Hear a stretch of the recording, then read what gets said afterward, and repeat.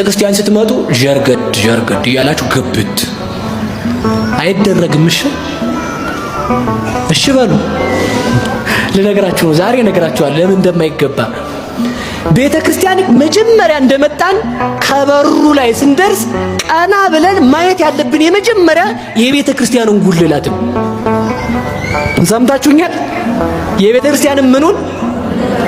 ከዛ ቀና ብላችሁ ስታዩ ምን አለ ቤተ ክርስቲያኑ ጉልላት ላይ? መስቀል በሉ። መስቀሉ ላይ ምን አለ? አቤት! አይ እንደው ታሳዝናላችሁ። በቤቴን መስቀሉ ላይ ወፍ አለች አይደል? እንደዚህ ወደ ታች አለች። ወፏ ጋር ደግሞ ምን አለ? እንቁላል ነገር የለም አለ? የለም። ያቺ ወፏ ሰጎን ናት። እንቁላሉ የሰጎን እንቁላል ነው። በወርቅም ሊሰራ ይችላል። ራሱ የሰጎን እንቁላል ከተገኘም ተገዝቶ ሊመጣ ይችላል።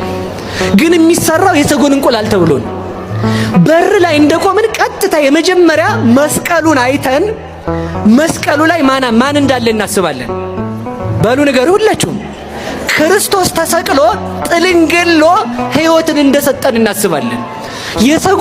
ሰጎንና የሰጎን እንቁላል ለምን ተደረገ? በጀርባዋ ዞራ አይደለም ሰጎኗ የምትሰራው። እሺ ወደ እንቁላሏ እያየች ነው። ለምን እንዲያሆነ ብላችሁ ስትጠይቁኝ ደግሞ ምንድነው የምመልስላችሁ? እኔ ያቺ ሰጎን እንቁላሏን ማጥናት ትችላላችሁ።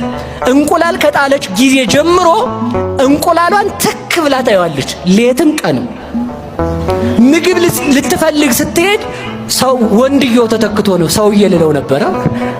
ወንድየው ሰጎን ተተክቶ ነው። ትታው ከሄደች ዝም ብላ መድረቁ ነው ማለት ነው። ሰምታችኋል? ባይኗ እያየች እንዳይደርቅ እንዳይበላሽባት እንዲፈለፈል እስከ 40 ቀን ድረስ ትጠብቀዋለች። ሰጎን የመንፈስ ቅዱስ ምሳሌ ነው፣ የእግዚአብሔር ምሳሌ ነው።